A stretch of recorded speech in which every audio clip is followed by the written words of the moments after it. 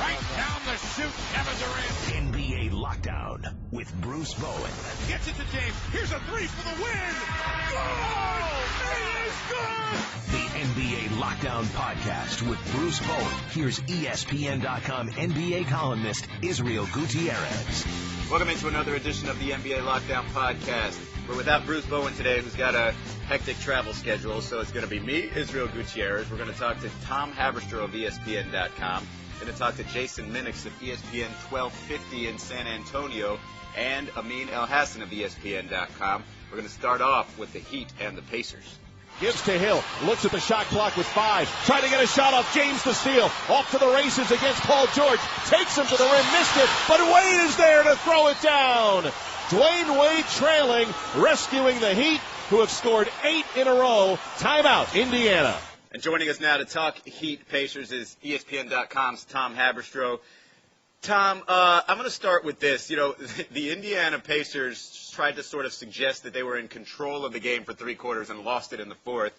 The score through 3 quarters would tend to say otherwise. I mean, they were up 1 going into the fourth, but Miami held a lead for a decent amount of time there. Where do you think the Pacers lost this the most? Was it just on the offensive end, unable to make, you know, any sort of consistent run there against that Heat defense, or is there another area where you thought the Pacers really just struggled? Well, I think it all starts on their offensive end. The Miami Heat defense, they showed up. They finally showed up in this series and played that swarming, suffocating defense that we had always expected them to do in the playoffs, but it hadn't arrived yet. So that's where the turnovers came about. That's when the Miami Heat turned into, you know, the flying death machine, as we call it, and that's when things started to unravel for the Pacers. And so that's where it starts. That's where it starts, and that's what, you know, that's where Miami Heat kills you. If they get those turnovers, it's all over. And for the Indiana Pacers, the ball movement that had propelled their offense in Game 1 and made the Heat look embarrassed, that didn't work out so well. The Heat were a lot more active in the passing lanes, and so that's really what turned the game around. Well, there was an not interesting, it was kind of an obvious coaching move. It was the decision that Spoelstra had to make between going, I wanted to say big, I'll say more like regular sized, with Udonis Haslem as opposed to Shane Battier in the starting lineup. Now, I want you to listen to Eric Spoelstra talking about this because he says not necessarily about who they played, it's about how they played. Eric, you started Udonis this evening as opposed to Battier. What was the thought process in that? It's not about who. It's how and what. What are we doing? Are we committed to how we want to play? And we were much more committed, you know, tonight. Udonis gave us a great disposition to start the game. But Shane's minutes were very important as well, those 8 minutes. Now, Tom, that was not Avery Johnson asking the question, in case you were curious. As somebody who sounded a lot like Avery Johnson there. But, okay, when you look at the numbers, Udonis Haslem was a minus 20 in the plus-minus, gave you 7 points, 3 rebounds. And Shane Battier, in his 8 minutes, gave you a 3-pointer and an assist and was plus 4. But when you look at the way the Heat played defense, now, not to say that they couldn't play that with Shane Battier there, but there's more of a comfort level when you've got at least Bosch and Haslem in the paint, knowing that there's a little bit more size and more toughness. Doesn't that allow them to do more blitzing on the outside without having to worry too much about the interior? Or is it just a matter of really, as Spo said, just a disposition defensively from the guys altogether? Well, I think Udonis Haslem definitely brings some toughness to the defensive end, and he can do a lot of different things that Shane Battier can't, namely stay in front of Roy Hibbert, push him out of the paint, and relieve Chris Bosh of some of that burden. And that's not the concern. The concern really is that Udonis Haslem compromises the offense so much, and I think that's what you saw is when the Heat offense is driving into the paint and then kicking it out to Udonis Haslem in the short corner there for the mid-range jumper, that happened a lot. And it seemed to take away from what they really wanted to do is get LeBron James, Dwayne Wade, and Chris Bosh attacking the basket. And so offensively, their efficiency just plummets with Udonis Haslem on the floor. Defensively, he makes up for it somewhat. But I think really what the Miami Heat want to do is have both ends of the floor. And I think Shane Battier, even though he's not going to be the big man that they need, he spaces the floor, he hits three-pointers, and he stretches the floor, opens up the lanes for Dwayne Wade and LeBron James. But the guy that brings both is Chris Anderson. And the concern there is whether he can do that for 25, 30 minutes. And he did that in Game 2. And I wouldn't be surprised if Erik Spoelstra started Chris Anderson in Game 3 because he provides the both ends of the floor, the two-way basketball that Udonis Haslem and Shane Battier can't do anymore. So the Udonis Haslem concern for me is all on offense. Defensively, I think he's their best bet next to Shane Battier, compared to Shane Battier. But Chris Anderson, man, he just changed the game. Would that be Chris Anderson's first start as a member of the Miami Heat? No. I think he started earlier this season, I believe, but that is going to be a change for him, obviously. But he'll do whatever he needs to do. The guy has been put up in every situation over his career. Well, actually, check that. I don't think he's started this year, and he probably does feel better coming off the bench where he can inject that energy. But we saw, 2 years ago, Dexter Pittman started in the series against Indiana. Erik Spoelstra isn't afraid to make those changes, and especially when you have the Indiana Pacers starting lineup playing pretty much the entire game, I think Spoelstra wants to have his best guys out there as long as he can. So I wouldn't be surprised if Chris Anderson got to start. Am I predicting it? No. But from the beginning, I thought Shane Battier was the best guy to start because I think Haslam's offense is just it compromises so much for what the Heat want to do. Otherwise, the Chris Anderson just so much energy out there, and the verticality that he brings. I think this is what Erik Spoelstra loves to talk about is you have to guard him in the pick and roll. Yes, he's not going to stretch the floor yet. I think he shot a hairball three in the game in Game 2, and that was pretty ugly. He's not going to stretch the floor, but he does put pressure on the defense for those lobs. And so he gives them both sides of the floor, which Udonis Haslem and Shane Battier struggle to do.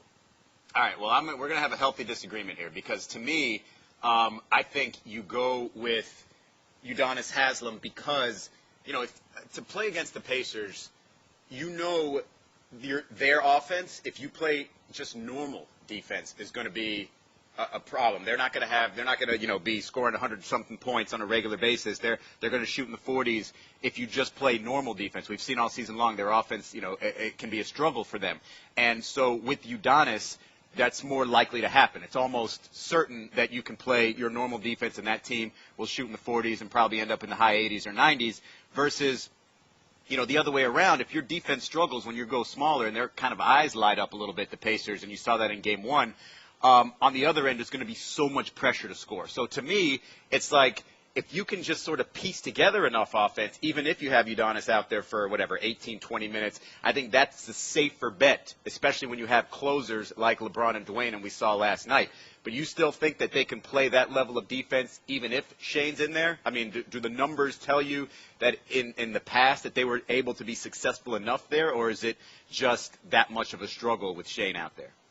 No, the numbers support that Shane Battier, when he's out there, they can play great defense. And I think really it's not about Shane Battier, the Game 1, why they couldn't defend. It was about the activity from all the guys. From LeBron James had one of his worst defensive games I've seen him play, and Chris Bosh just rolled over, and Dwayne Wade wasn't great, slow in transition as he tends to be.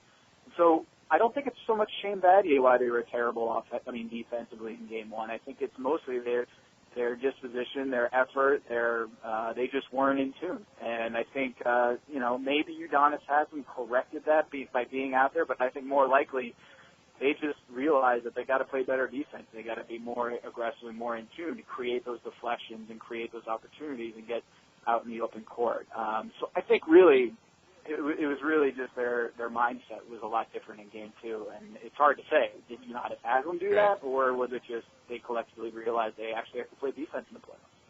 I think it falls into your theory. I think they know that their offense is not going to be as good with Udonis out there, so they have to play better defense. So it's a product of Udonis being out there, even if it's not Udonis's actual play. But you mentioned Chris Anderson. With him on the court, they were plus 25. With him off, they were minus 21.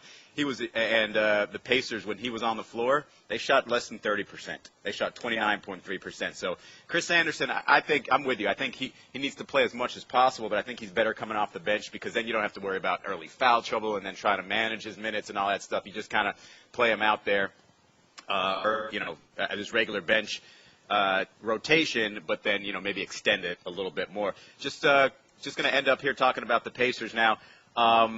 Their offense, how do they adjust? Okay, let me ask you this. Who's the second best player in the series after LeBron James? It's a great question. I think it's Paul George, but if he has the after effects of the concussion, I think it's going to be a question whether he's going to be able to play up to that ability. Look, Dwayne Wade has been awesome offensively. Awesome. But defensively, he's been a little bit lagging in the playoffs. And I think it's really a smart thing for him because they need him offensively. They need him to be that release for LeBron James and to put pressure on the Indiana defense. And so I think you're seeing, his blocks. When was the last time you saw Dwayne Wade block a shot? That used to be his calling card defensively, was be the back line. He's arguably the best shot-blocking shooting guard in NBA history. Certainly numbers suggest that. But right now, I think his knees, I think he's preserving his energy. He's preserving it for the offensive end of the floor. So as a two-way player, I think Paul George, I give a slight edge to him. But if he says he blacked out in Game 2, who knows if he's going to play in Game 3 or what kind of condition he's going to be in Game 3. But for my money, that's the pick, is Paul George. If he's healthy, he's got a slight edge over Dwayne because of the defense before. Right, and you mentioned with or without any sort of concussion issues, because that he went down, got hit in the knee in the head by Dwayne Wade, and a player has to be symptom-free for 24 hours before being cleared to play. So we'll see what Paul George's status is. But to me, I think Lance Stevenson might have a strong argument for being the second-best player in this series, especially the way he's been playing the last two games. You mentioned Dwayne Wade struggles defensively. He can't seem to stay in front of Lance. That's why they went to Norris Cole a little bit on him to sort of change things up. And then on top of that, on the defensive end, he's quite active, and, he runs that pick and roll especially well. So what kind of a problem do the Heat have in defending Lance Stevenson? And he's the type of player that isn't really affected by a road setting, so he might be the go-to guy, you could argue, for the Pacers coming up. What kind of a problem do the Heat have with Lance? He's a problem for anyone. He's a problem for the Miami Heat simply because LeBron James doesn't want to waste that energy. He's trying to stay in front of him for 48 minutes. And same thing with Dwayne Wade, is I don't think with his knees that he's able to stay in front of him, contain him, because he's so quick. He's so energetic, and he's so unpredictable. He doesn't really. He has an incredible, on the ball dribble. He has great handle, but he's not going to be able to. You're not going to be able to, push him to either side. And so what happens is, it's exhausting to stay in front of him. And I think, LeBron James is so funny, when you saw in the post game press conference, he said it was, as a leader, he decided to give confidence to Norris Cole in the big situation, guarding Lance Stevenson. And I'm like, no, you just didn't want to guard him. It made all the sense in the world that LeBron James was like, you know what, Norris, you got this. I'm going to let you take Lance Stevenson. I'm going to go to George Hill. Maybe there was a little bit of a confidence booster there for Norris Cole, but I think most of it was just LeBron James knows it's hard. It's a lot of work, and maybe he doesn't have that kind of energy offensively to just dominate he and Dwayne Wade if they're spending all their energy guarding Lance Stevenson. Listen, Tom, if you ever wonder how good LeBron James is or how important he is, just ask LeBron James, and he will tell you exactly how important he is. But thanks, Tom. Tom Haberstroh of ESPN.com breaking down this Heat-Pacers series after it is tied at 1. Thanks for joining me, man. Really appreciate it.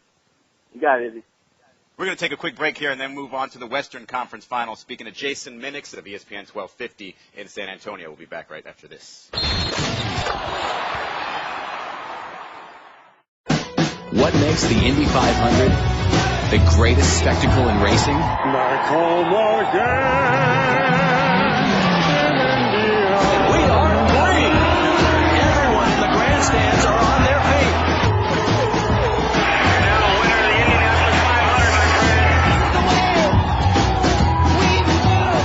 of the Indianapolis 500, my friend. The Indianapolis 500, Sunday at 11 a.m. Eastern, 8 a.m. Pacific on ABC. We have to be perfect as far as our energy and our effort has to be there every play. Schemes, sometimes won't work, or pick and roll coverage won't work sometimes, but our effort has to be there. I think that against this team, you can't take plays off, so we realize that. That was Kevin Durant of Oklahoma City discussing the need for perfection for his team anyway, in the Thunder Spurs Western Conference Finals. Joining me now to discuss this series, Jason Minnix of ESPN 1250. Jason, man, thanks for hopping on with me here. I wanted to ask you, in terms of the absence of Serge Ibaka, now it's one thing to say he was a factor, and it's another thing to suggest that the Spurs scored 66 points in the paint and shot nearly 58% from the field just because Ibaka was absent. What did you see the Spurs were doing particularly well to keep the Thunder at bay in that Game 1?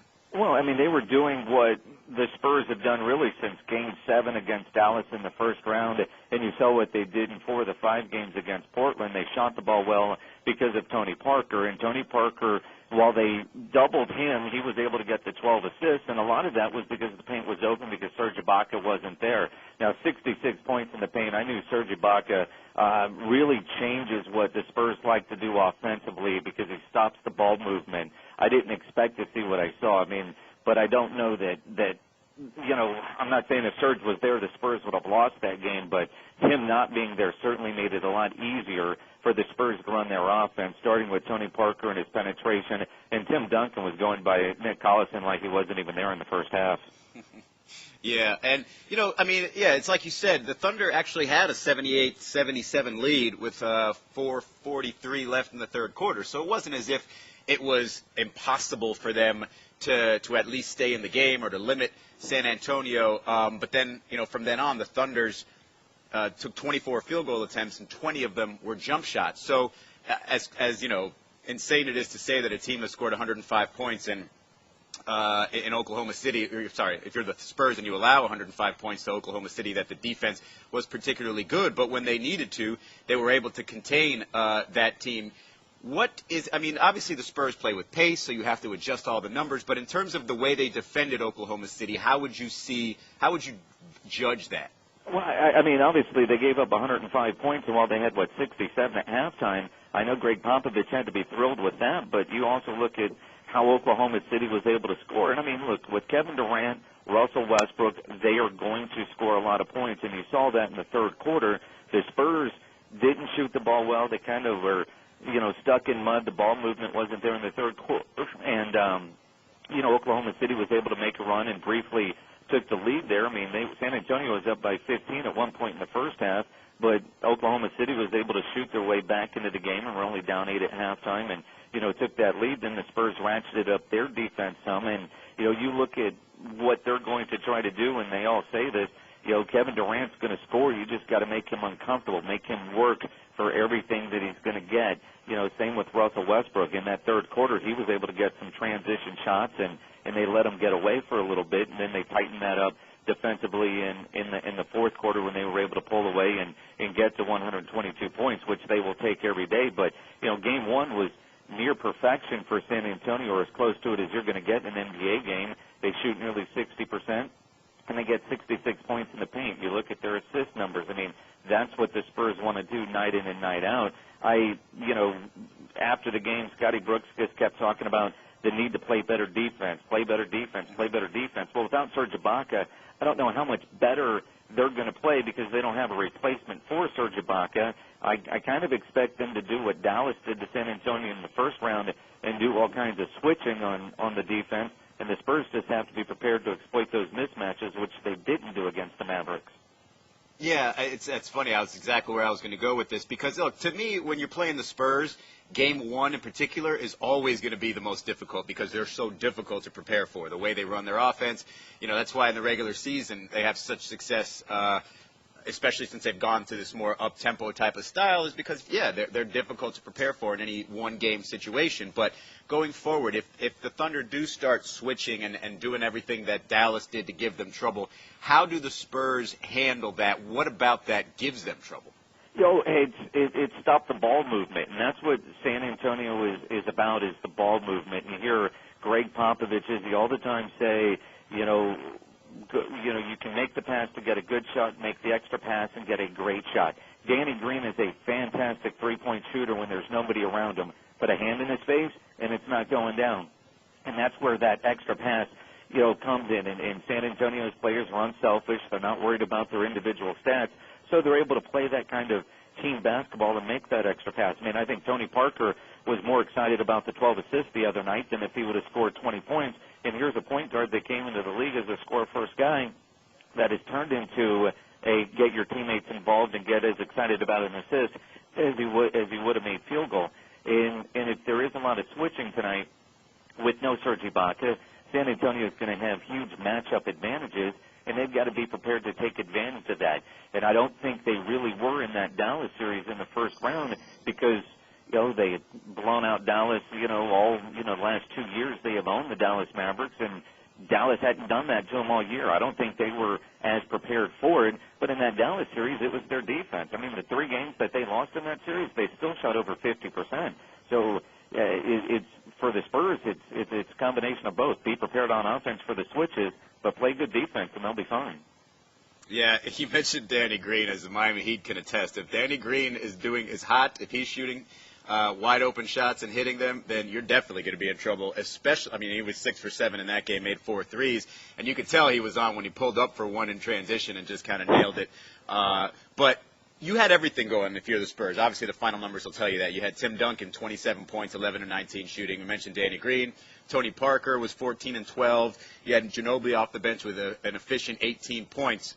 If you're the Thunder, Jason, where do you prioritize in terms of which one of those guys you really want to make life difficult for? I mean, whether it be double teaming or however you change up your coverage. To me, it's Tim Duncan because so many of his shots were at the rim or near the rim or his comfort zone. And if you can take him away from it, for the most part, you're gambling on jump shots. So who do you think they need to sort of key in on? And if so, how do they handle that? Well, it's Duncan because can Perkins come in and make Duncan uncomfortable? He didn't the other night. Collison, like I said earlier, Tim was going by him in the first half like he wasn't there. What concerns me about Timmy is, 21 of those 27 points came in the first half. And in the second half, he didn't shoot the ball well. He said he just flat missed shots that he normally makes. And looking at the game, you kind of agree with that assessment. And he didn't play much in the fourth quarter because the Spurs had the big lead and Pop was going with the guys who were hot, plus Oklahoma City tried to go small, which allowed Boris Diaw to go in and be very effective. So I would start with Tim Duncan, and then you've got to figure out Tony Parker.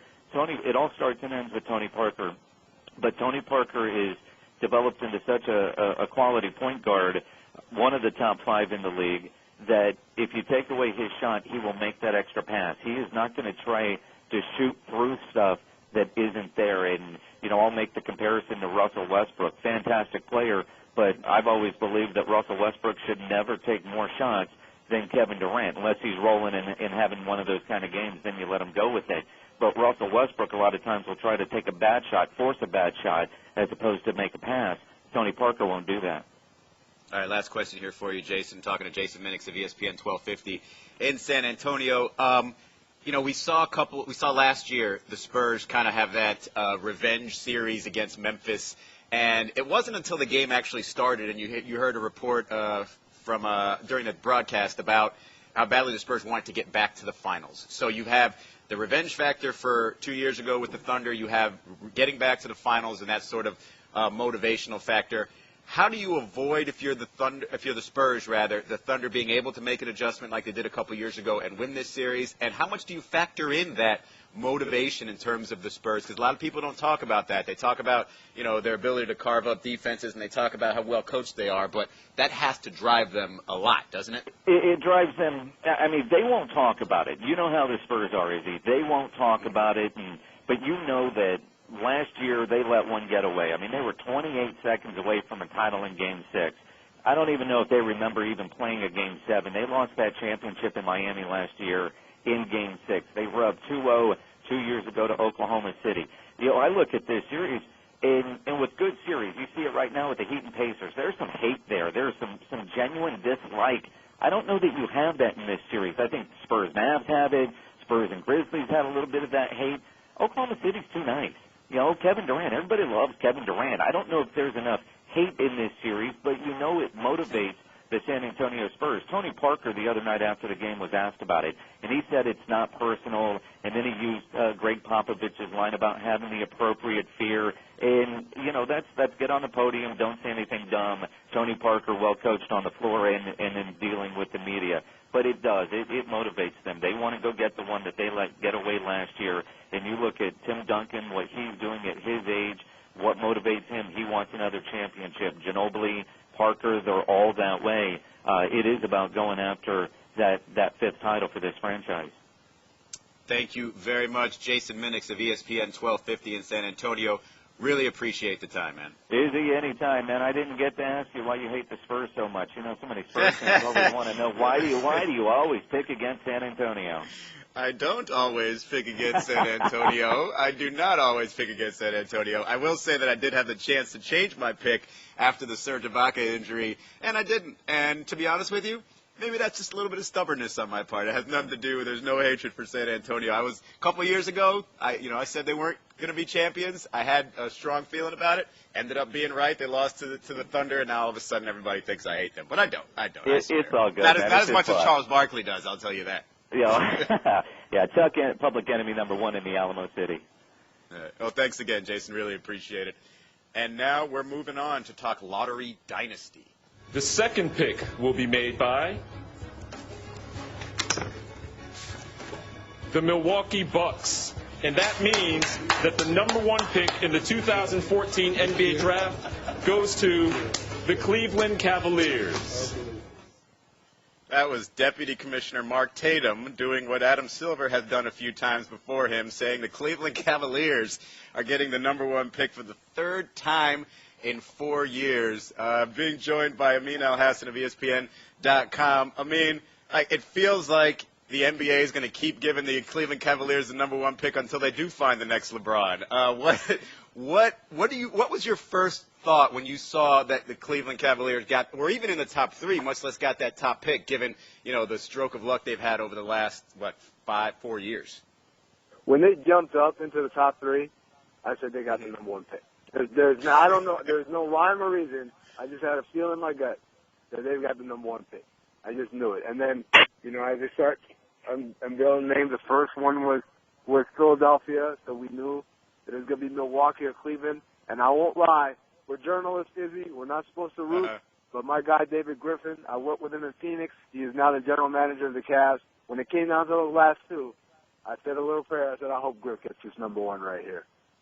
Yeah, well, it worked, apparently. But let me ask you, what do you think about that whole concept? Because, they're getting chance after chance. They got Kyrie Irving right, it seems like. But should there be a system, something in the rules that say you can't get the number one pick at the very least 2 years in a row? Because this is supposed to, it's supposed to even out the playing field. But if you're still in the lottery constantly, then there's something wrong with the front office. It's not necessarily something wrong with the system because you keep getting chance after chance. Do you think there should be some sort of tweak in the rule to keep this from happening down the road?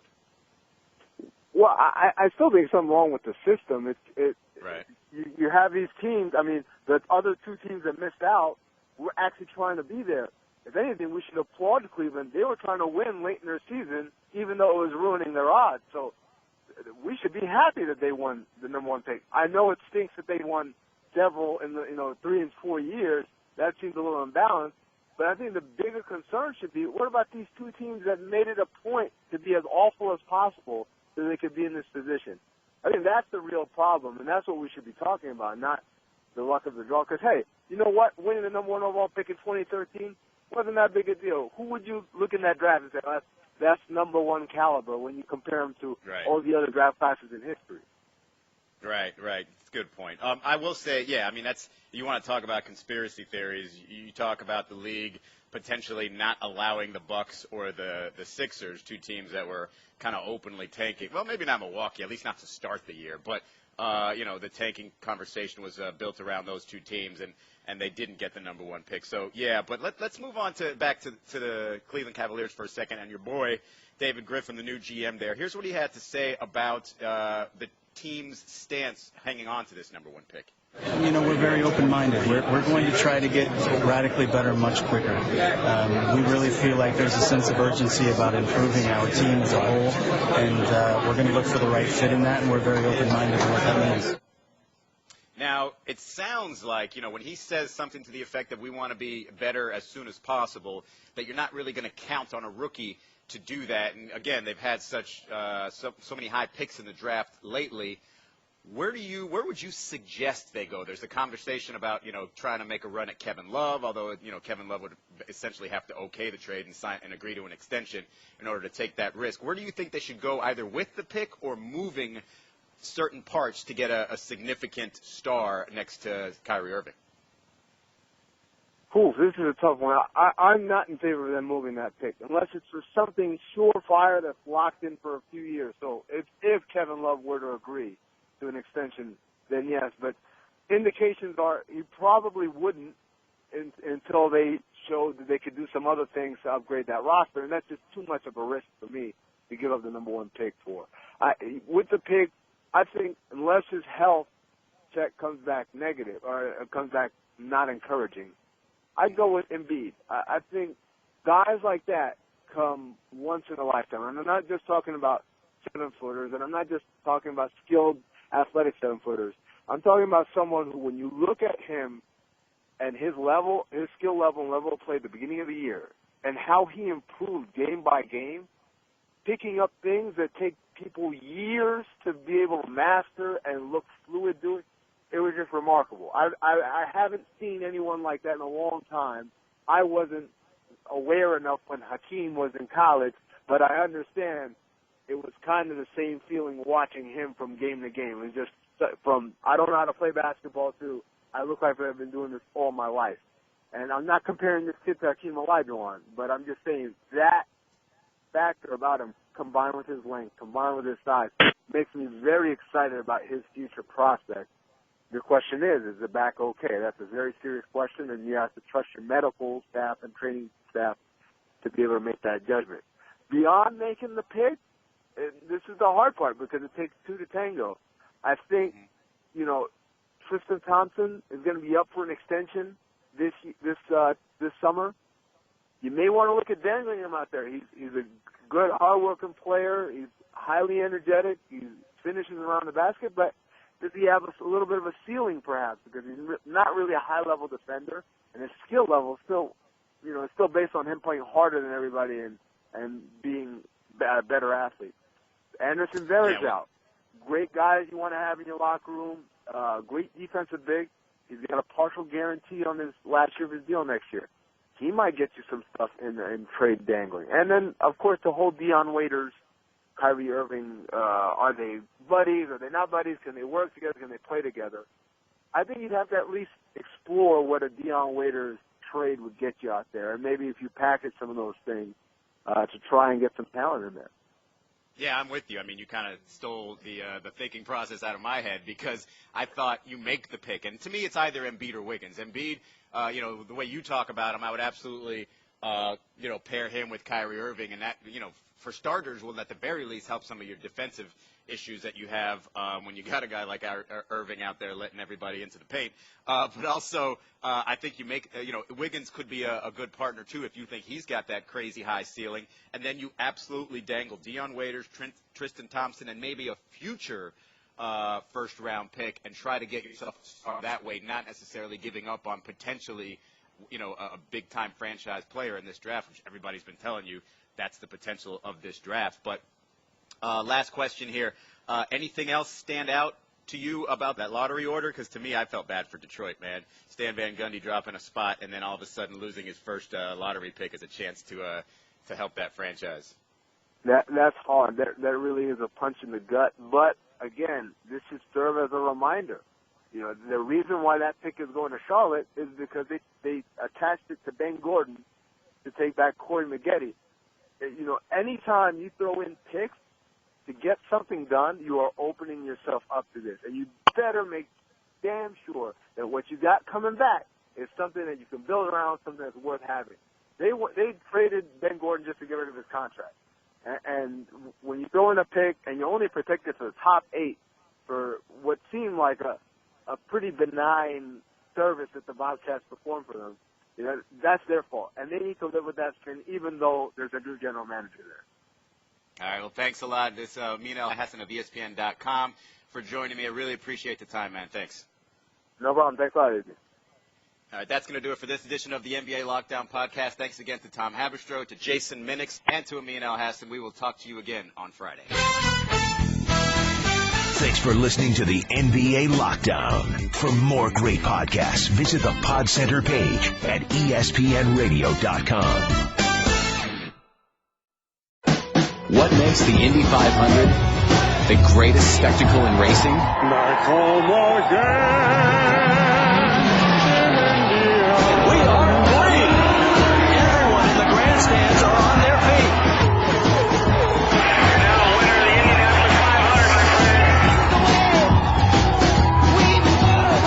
of the Indianapolis 500, my friend. The Indianapolis 500, Sunday at 11 a.m. Eastern, 8 a.m. Pacific on ABC.